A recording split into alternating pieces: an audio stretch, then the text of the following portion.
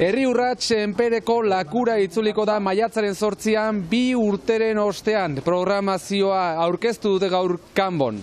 Arratsaldeon lagunok, ongi etorri iparraldearen orena saiora. Jarraian emango dizkigu xehetasun guztiak irati errandonea lankideak, baina gaur Euskal Zinemari animazioari ere leiho bat irekiko diogu. Izan ere, berreki estreinatu baitu Lotura Films ekoizetxeak Orkestra Lurtarra filma. Ipar Euskal Herrian ikusgai izango dena datozen egunetan. Baina lehenik bakeginek iragarri dituzten mobilizazioen berri ere eman behar dizuegu. Ikusten duzue, saio betea daukagu, beraz denborarik galdu gabe, has gaitezen.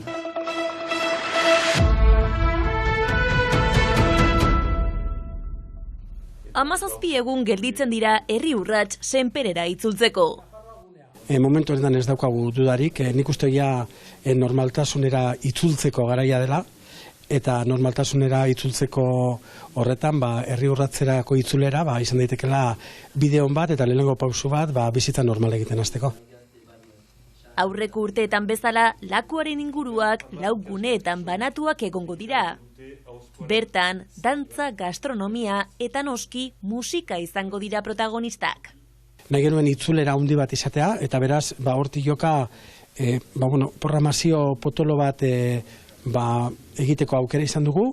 Asko errestu digute taldeak, egia esan pasada bada zenbat jendek parte hartu nahi zuen aurten herri urratsen, denek parte hartzeko aukera eman izan bagenu 4-5 eguneko herri urratz bat antolatzeko kapazitatea genuen, baina egun bada eta beraz leku egin diegu kontzertu oso bereziei. Alde batetik deskontrolen itzulerari, beraien 25. urteurren bira herri urratsen hasiko dute, eta itzulera ere, ze urte batzu daramatzate eszenatokietatik kanpo. Donostiko eskakitan taldeak bira berezi bati hasiera emango dio herri urratsen, egun batzu barru jakingo duzu zergaitia. Willis Drummond, aurkezpen behar ez duen talde bat, eta aipatzeko ere dupla taldearen iparraldeko lehen kontzertu handia, eta nik uste dut zer esana emango duena. Bertze taldea unitzen zuteko aukera egongo da, Xiberrutz edo Trikidantz bertzeak bertze. Eta besta giroa alde batera utzi gabe, aldarrikapenentzako eguna izango da. Bai, aurten kontekstu berezi batean gira, Parisekin badugu gatazka handi bat eta ezagupen eskasa handi bat. Azterketan inguruan, nabarmendu den arazo bat badugu frente bat dogmatikoa Parisen, gure hizkuntzaren ezagupena ez diguna onartzen, eta azterketetan oztopoak baizik ezartzen dituena. Berbetan, zientzako froga euskaraz egitea ukatzen digute, basuan, orai arte matematikak eta historiografia euskaraz egiten zirarik, lehen aldikotz ez da azterketa idatzirik izanen nun euskara beretzanko duten gure ikasleak. Herri urrats besta eguna da, baina aldarrikapen eguna da ere, beraz baliatuko dugu, egun hori, akusteko milaka girela euskara ospatzen dugunak, baina euskaraz bizi nahi dugunak eta euskaraz bizitzeko neurriak nahi ditugunak. Maiatzaren 8an beraz, milaka pertsona espero dituzte senpereko lakuan.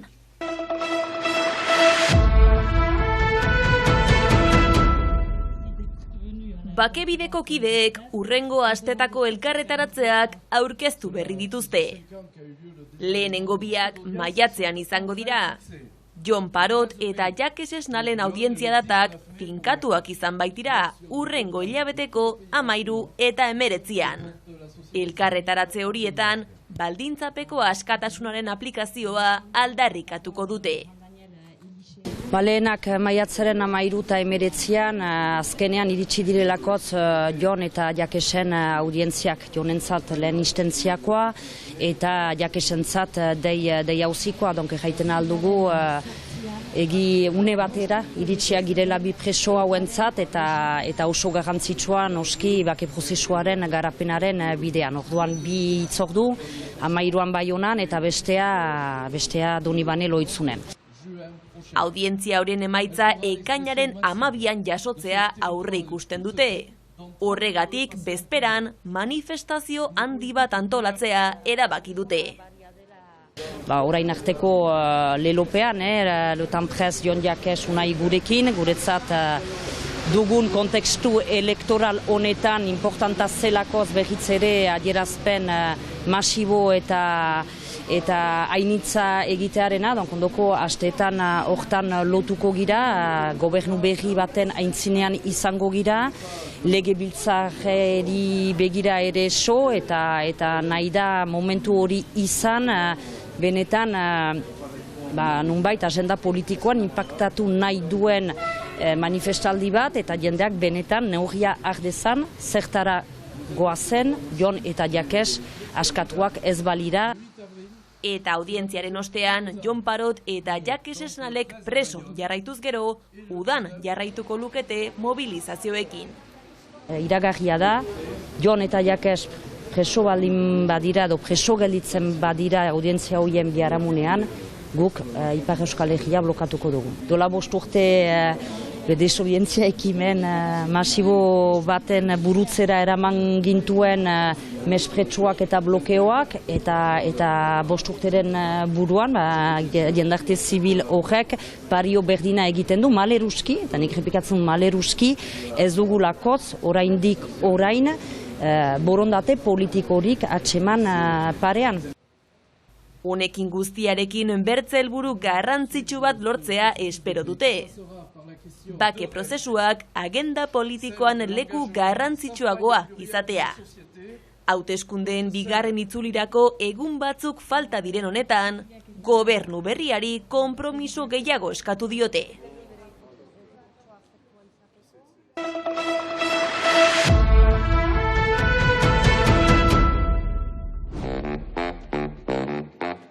Limusina laster etorriko da.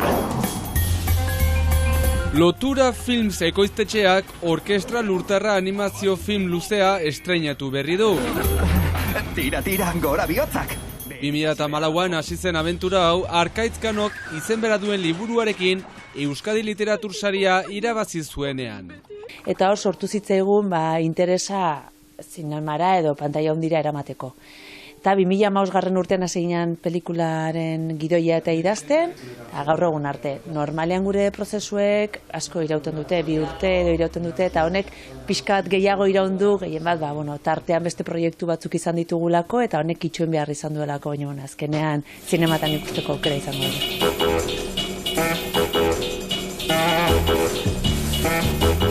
Gauza da, Manu, protagonista, Estela pianotz jotzaile batekin oso maite minduta dagoela, eta edo zer gauza egingo lukela bera ezagutzeko.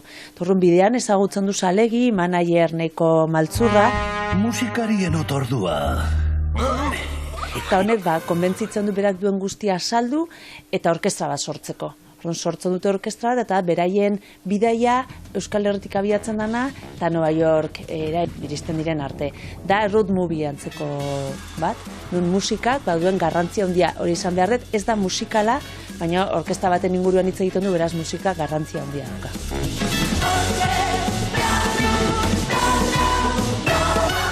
Guretzako izan da lan egiteko modu berri bat, ez? Orain arte beti musika izan da, beti gelditu da bigarren mailan, edo ez? Ta kasu honetan, animazioak berak musikari egokitu behar izan dio, ez? Animatzaileek jakin behar izan dute, zenbat aktuazioetan musikari bihurtu ditugu animatzaileak, ez? Beraiek ere ikasi behar izan dutelako, eta hor prozesua pixkat aldatu eginda. Baina bide berri horretan ongi lagunduak egon dira justuki euskal musikarien eskutik. Gaina oso eskertuta gaude beraien kolaborazioekin, ateratzen dira Maite Arroita Jauregi, Mursego, Anari, Mikel Anestesia, eta gero Josarra Senperenak ere parte hartu du, Elibe Garzia Kortazarrek ere, eta musika bera, konposaketa edo Joseba Ponte.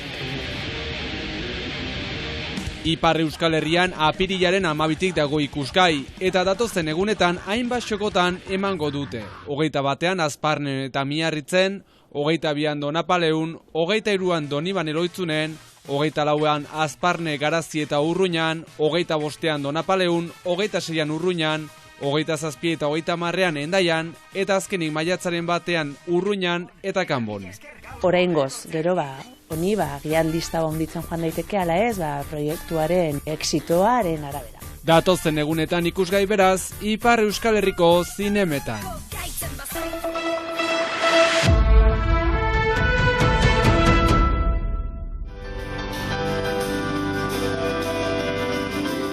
Joan den larunbatean Benito Lertxundi Orioko musikaria izan genuen Baionan.